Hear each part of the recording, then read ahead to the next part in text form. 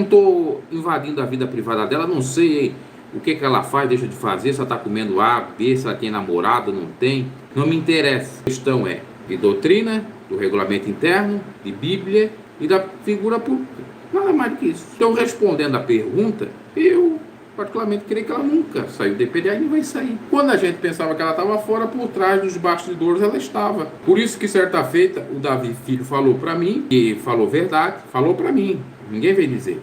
Davi Filho falou para mim que a Leia tinha uma boa relação com o Davi Miranda. Isso ele falou para mim em 2007. Quando eu perguntei para ele, a Leia tá brigada com o pai? Porque ela não aparece na EPDA? Eu não sabia, naquela época era membro, nem obreiro era. Estão em outra igreja?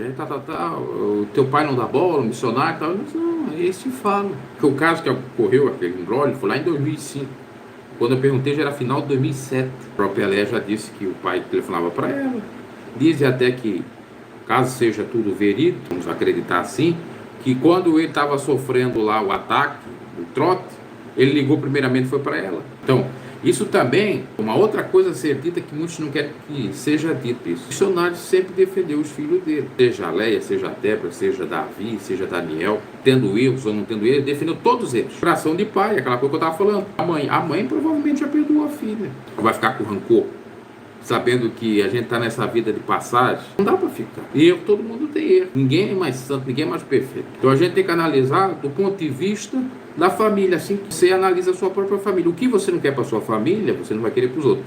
O que acontece geralmente na sua família é reflexo na família dos outros. Você não quer que fale mal do seu filho, a Ereni também não vai querer. Você quer o bem do seu filho, a Ereni vai querer o bem dos filhos. Todos. Será que ela faz acepção de pessoas? Eu não creio. Porque eu analiso pela própria minha avó. A minha avó teve 8 filhos. E ela amava todos eles. Se preocupava com todos eles. Ainda que um ou outro dizia que a mãe amava mais uma do que a outra. Mas era o modo dela de agir. Era muito filho. No fundo, amava todos eles.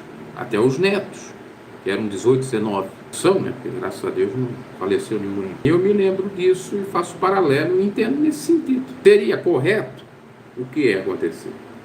Aquilo que Jesus disse. Deixar pai, mãe, familiar para servir o Senhor, mas eles não deixam. Os filhos eles estão lá no erro, não, vou defender meu filho.